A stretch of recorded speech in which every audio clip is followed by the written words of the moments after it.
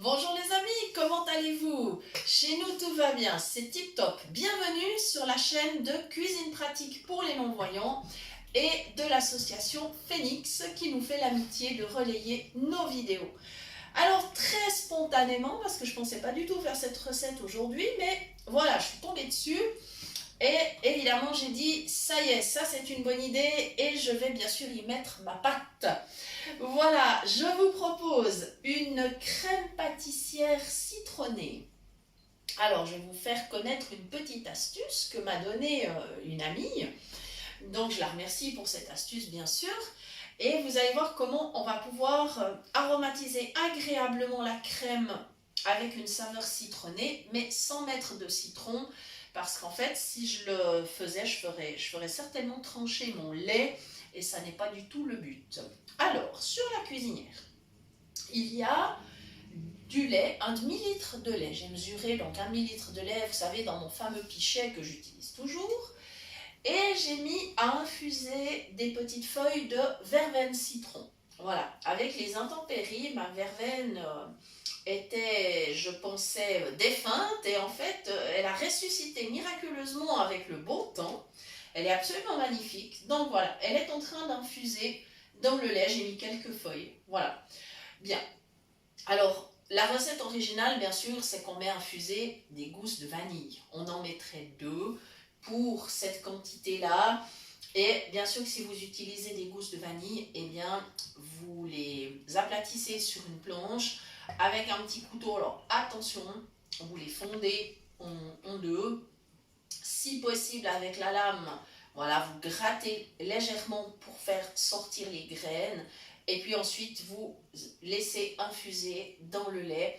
Pour le moment, le lait est à feu doux parce que j'ai pas du tout envie qu'il déborde. Et ça permet justement à mes petites feuilles de verveine d'infuser. Voilà. Si vous aimez mieux utiliser d'autres arômes, vous pouvez tout à fait le faire. Il n'y a pas de problème. Voilà. Ici, sur ma table, j'ai un saladier, j'ai cassé 2 œufs, j'ai ajouté un paquet de sucre vanillé, parce que j'ai quand même envie qu'il y ait le goût de la vanille, voilà. Et je vais encore ajouter du sucre. Alors là, j'ai du sucre roux, voilà. Je vais simplement emmener mon pot de sucre à côté du saladier, comme ça j'en mettrai pas partout. Voilà, c'est parti. Alors, il m'en faudra 7 cuillères à soupe rases. Hein. Là, on ne fait pas des cuillères bombées parce que sinon, voilà, une.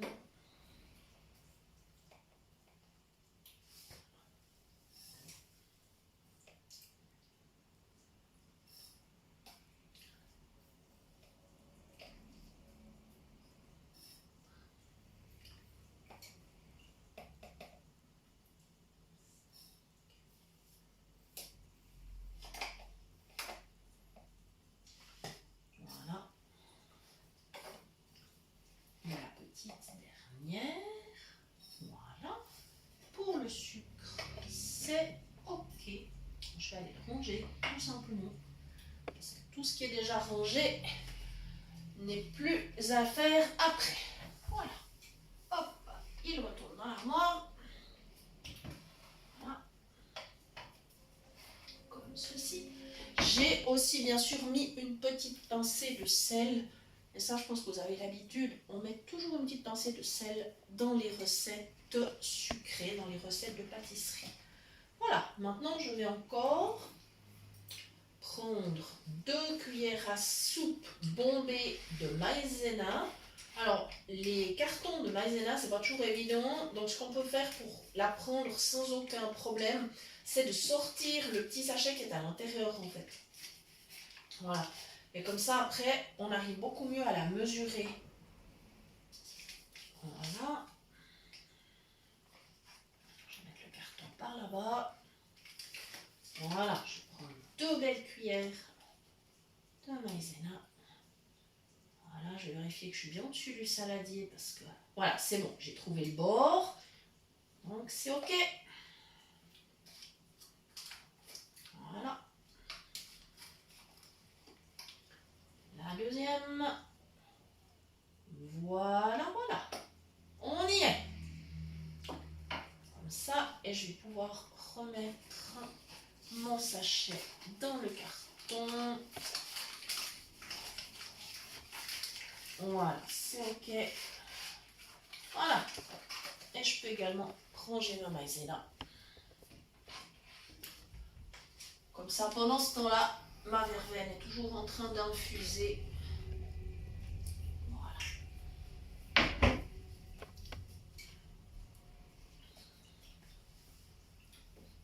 Alors, je trouve mon saladier, il est là. Le fouet, il est là. C'est parfait. Je commence donc à bien mélanger mes œufs, mon sucre vanillé et la maïzena. Voilà. Une crème pâtissière, c'est une crème plus épaisse qu'une simple crème vanille, par exemple. Voilà. Alors, que peut-on en faire de cette crème pâtissière? Eh bien, on peut bien sûr l'utiliser avec des fruits, on peut garnir des gâteaux, on peut faire des coupes dessert. Je pense que c'est ce que je ferai. Ce sera une coupe dessert avec des fruits. Je ne sais pas encore exactement comment je vais faire le montage, mais j'ai déjà quelques petites idées. C'est toujours un peu au dernier moment, de façon très spontanée, que je décide ce que je fais au final. Voilà. Comme ça, ça se mélange très très bien, ça va super bien. Et voilà, voilà, voilà, voilà. Ah ouais, ça fait un mélange qui est homogène. Voilà. Vous avez beaucoup moins de risque d'avoir des grumeaux dans cette crème en utilisant justement la maïzena. C'est vraiment préférable par rapport à de la farine. Enfin, la maïzena est une farine, on est bien clair. Mais je veux dire, c'est préférable pour éviter les grumeaux justement. Voilà, mon poignet me dit que c'est bien lisse. Donc je laisse en attente. Et maintenant, je vais reprendre ma cuillère à café de tout à l'heure. Je vais aller la laver d'ailleurs. Parce qu'elle a encore de la maïzena, ce qui n'est pas grave. Voilà. Et cette fois, je vais aller vers ma cuisinière et je vais pouvoir augmenter la température du lait. Mais je vais bien sûr le surveiller, attention, parce que voilà. Le but, évidemment, ça sent bon avec cette verveine. Impeccable. Impeccable. Donc cette fois, on le fait vraiment chauffer. On y va. Voilà. Ça va pas tarder de toute façon.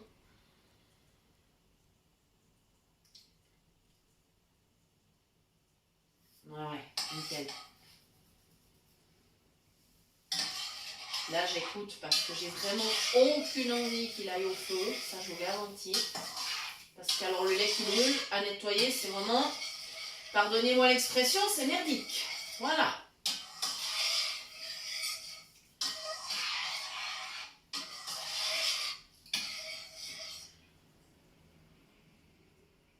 Ouais, c'est pas mal.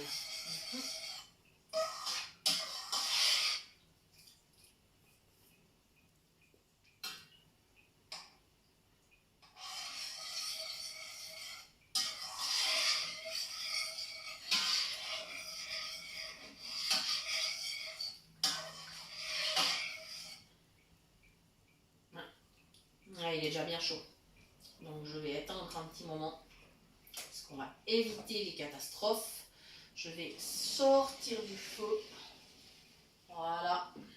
Alors attention. Et là, je vais vous montrer une astuce anti-brûlure parce qu'il va falloir bien sûr égoutter les feuilles de verveine qui ont infusé. Évidemment, on ne va pas prendre de risque avec une toute petite passoire, sinon là, on aurait vraiment le risque de se brûler les doigts, mais vraiment méchamment. Donc j'ai pris une plus grande passoire, elle a des trous donc fins, Et puis comme ça, je vais la positionner au-dessus du saladier et je vais verser le lait, ce qui va vraiment m'éviter de me brûler. Voilà, parce que c'est pas du tout le but. Hein. Alors, dans une main, j'ai la passoire, dans l'autre, j'ai la casserole, avec le lait donc, et mon saladier. Et là, je me positionne bien au-dessus. Je commence à verser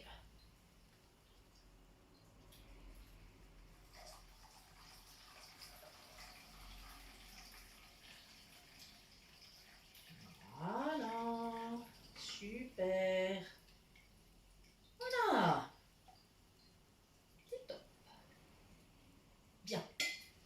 Comme ma table est en bois, je peux de toute façon poser ma casserole dessus, j'ai pas de risque. Enfin, c'est pas un bois fragile, c'est ça que je veux dire. Hein. Voilà. La passoire, elle s'en va dans l'évier. Comme ça, elle ne m'encombre pas. Et maintenant, dans mon saladier, j'ai ajouté le lait. Je mélange bien. Voilà. Et ensuite, je remettrai sur le feu. Alors, si vous avez vraiment peur que ça se passe pas bien au niveau de la casserole après, vous pourriez tout à fait, avec le saladier, le mettre par exemple dans le micro-ondes, puissance maximum, et vous y allez par 30 secondes et vous brassez à chaque fois. Ça, c'est une possibilité. Voilà. Sinon, on retourne sur le feu en versant à nouveau donc la crème dans la casserole. Voilà. Là, voilà, c'est bien mélangé. Voilà. Et donc attention, je vais peut-être pas mettre le fouet dans la casserole tout de suite parce que je vais avoir des petits soucis pour verser. Donc je vais le mettre à côté tout simplement et je vais le récupérer tout à l'heure. Voilà, alors attention là. Voilà, donc c'est pas trop chaud. On peut soulever le saladier avec les mains sans se protéger parce que comme il y a le mélange avec les œufs, en fait, c'est pas trop chaud, on n'a pas de risque. Voilà. Alors cette fois, on va se mettre bien au-dessus de la casserole et on va faire très attention. On va verser en douceur. Mon saladier est appuyé contre un bord de la casserole et je verse vraiment tout doucement. Parce que je veux absolument pas en mettre à côté. Et voilà, donc je préfère faire des gestes plutôt lents. Nous y sommes. Voilà. Voilà, voilà, voilà. Avant de remettre la casserole sur le feu, je vais aller laver mon saladier parce que la crème, tout à l'heure, quand elle va sortir de la casserole, je la remettrai dans le saladier pour refroidir. Voilà, donc là,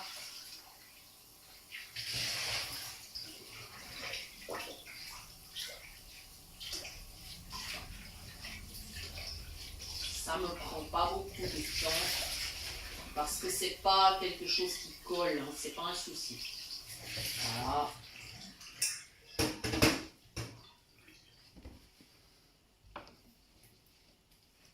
Je crois que c'est la première fois que vous me voyez faire la vaisselle. Enfin, en général, c'est des petits trucs.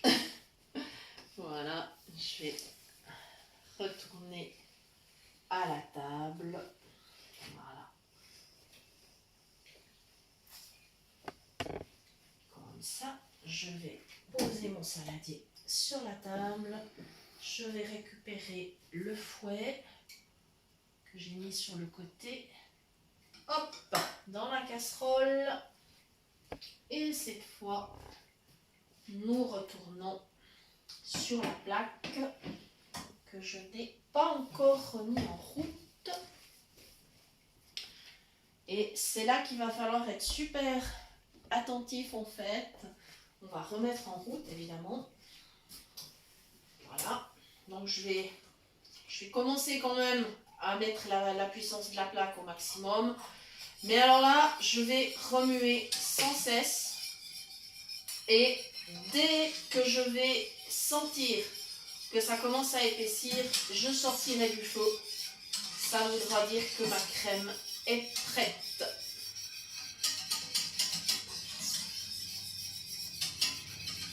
Après, pour la finaliser, il y a bien sûr la possibilité de mettre une petite goutte d'alcool, du rhum, du kirsch, du cognac, ce qui vous fait plaisir. Là, je ne le ferai pas, simplement parce que j'ai ma verveine qui donne le goût, et puis ça serait vraiment dommage. Voilà. Donc là, maintenant, je vais remuer jusqu'à ce que ça épaississe.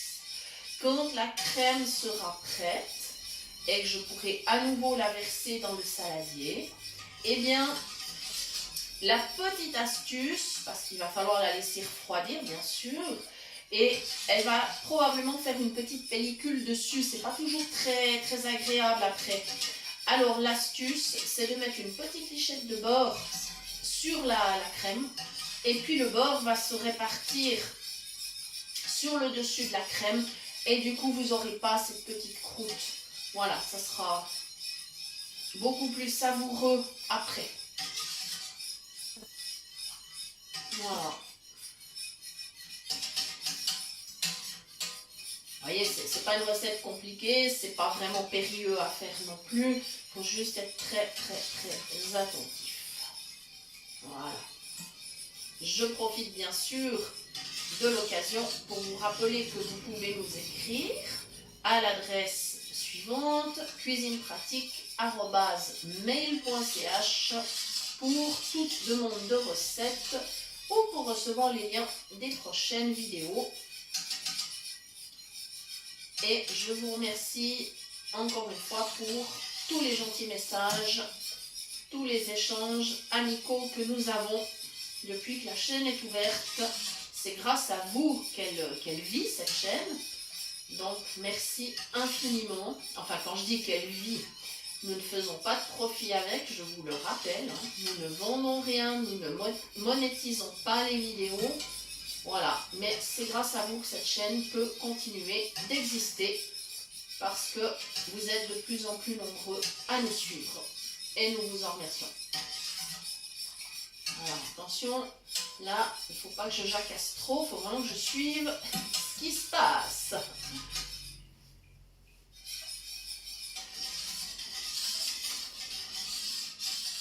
Voilà, d'accord. Là, on est le soir et la crème, je l'utiliserai demain. Elle sera bien refroidie, je pourrai m'en servir pour préparer un dessert.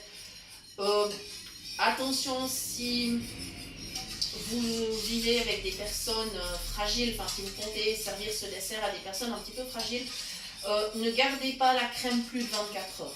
Ça, c'est un petit conseil, parce qu'après, elle peut se dégrader quand même. Donc, voilà, c'est mieux de l'utiliser dans les 24 heures.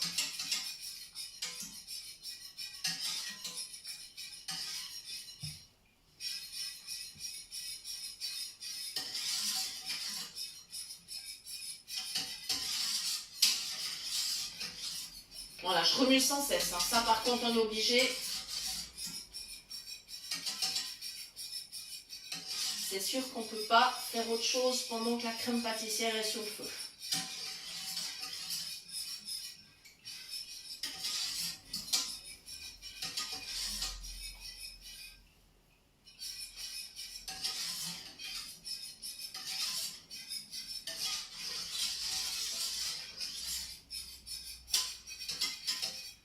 Voilà, donc la petite astuce avec la verveine citron, et bien toujours l'astuce de cet ami que je remercie. Ça marche aussi pour les glaces. C'est beaucoup plus sympa de parfumer une glace avec la verveine citron qu'avec vraiment du citron. C'est beaucoup plus facile. Alors là, attention, ça commence à épaissir.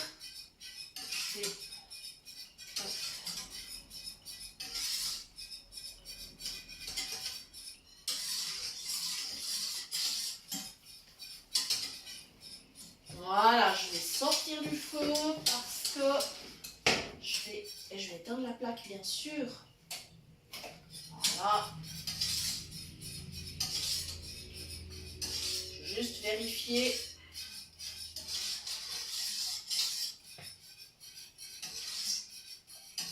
Je peux la remettre un tout petit peu. Ma plaque est encore bien assez chaude. Mais on est vraiment là, on est à bout touchant comme on dit. Elle est quasiment prête. Donc vous voyez, ça prend pas beaucoup de temps.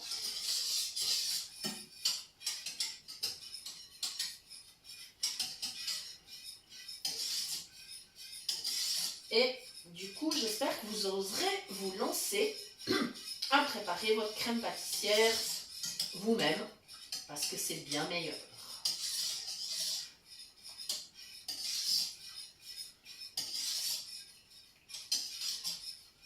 Voilà les amis, on y est. On y est. Elle a la bonne consistance. Et là, alors on va pas traîner.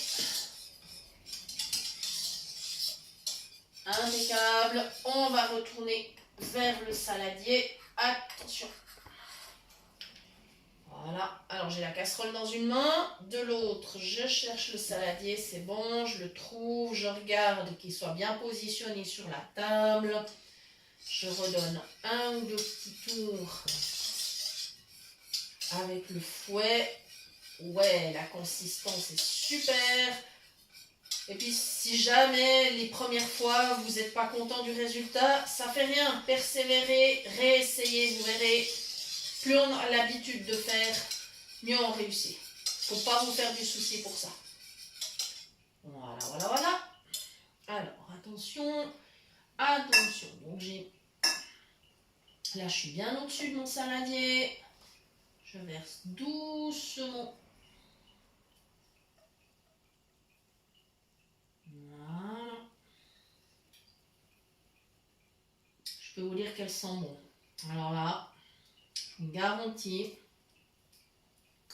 Voilà, il ne me restera plus qu'à mettre la petite lichette de beurre et ensuite la laisser refroidir gentiment. Puis quand elle aura bien tiédi, je pourrai la mettre au frigo jusqu'à demain sans aucun souci. Voilà, voilà, je vous remercie de nous avoir suivis. J'espère que vous oserez vous lancer à faire cette recette. Ça m'intéresserait que vous me donniez un petit retour, comment ça s'est passé. Et puis je vous dis à très bientôt pour de nouvelles idées cuisine. Merci!